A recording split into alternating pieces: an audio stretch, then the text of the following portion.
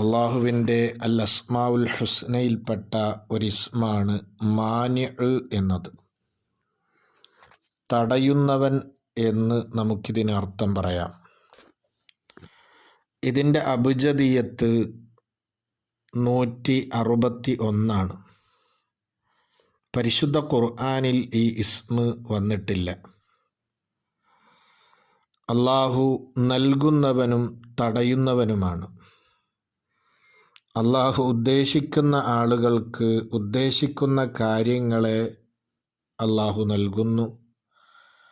അള്ളാഹു ഉദ്ദേശിക്കുന്ന ആളുകൾക്ക് ഉദ്ദേശിക്കുന്ന കാര്യങ്ങളെ അള്ളാഹു തടയുന്നു. അള്ളാഹു നൽകുന്ന ഒന്നിനെ തടയാൻ ആരും ഇല്ല.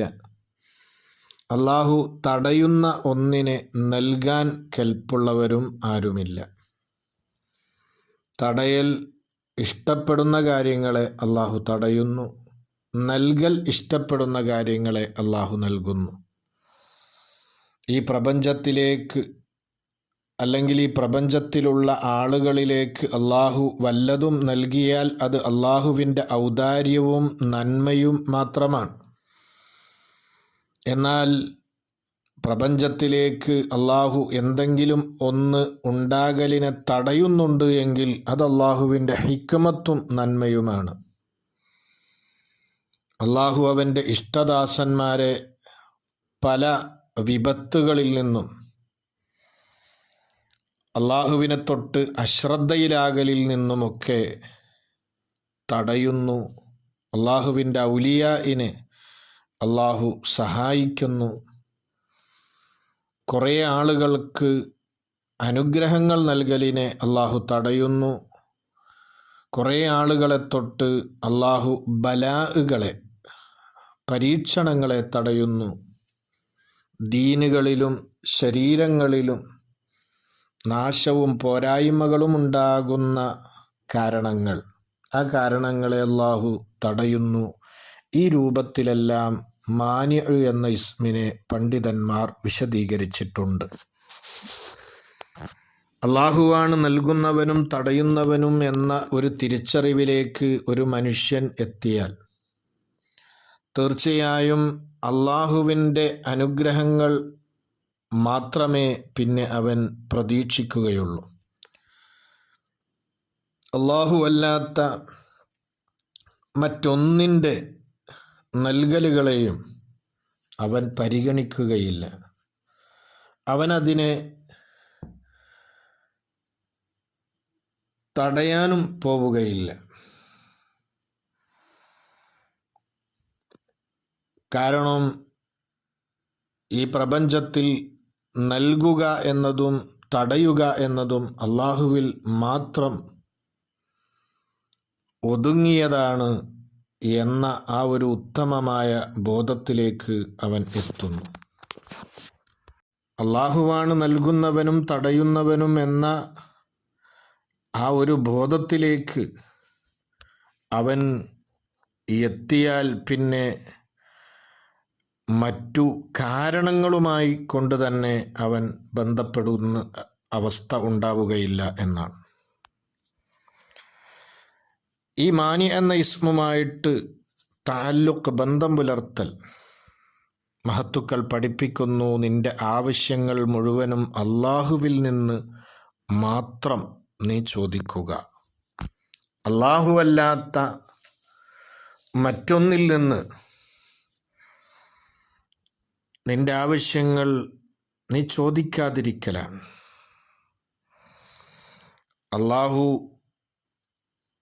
അനുഗ്രഹങ്ങൾ സൃഷ്ടികളിലേക്ക് നൽകാൻ അനുവാദം കൊടുത്തിട്ടുള്ള മഹത്തുക്കളോട് സഹായം ചോദിക്കുക എന്നത് ഇതിന് എതിരല്ല. അള്ളാഹു അല്ലാത്ത വസ്തുക്കളിൽ നിന്ന് നിന്റെ ആവശ്യങ്ങൾ ചോദിക്കാതിരിക്കുക എന്ന് പറഞ്ഞാൽ സ്വന്തമായി നമ്മളുടെ ആവശ്യങ്ങൾ പൂർത്തീകരിച്ചു തരാൻ കഴിവുള്ളവരാണ് എന്ന ആ ഒരു വിശ്വാസത്തോടെ മറ്റു വസ്തുക്കളോട് ചോദിക്കാതിരിക്കുക എന്നാണ്. ഈ ഇസ്മ കൊണ്ട് സ്വഭാവം ശ്രദ്ധിക്കേണ്ടത് മഹത്തുക്കൾ പഠിപ്പിച്ചു, നിന്നോട് കൽപ്പിക്കപ്പെട്ട എന്തെല്ലാം കാര്യങ്ങളുണ്ടോ അതൊക്കെ നീ നൽകുക, നിന്നോട് കൽപ്പിക്കപ്പെട്ട എന്തൊക്കെ കാര്യങ്ങളുണ്ടോ അതിനെ നീ തടയുകയും ചെയ്യുക.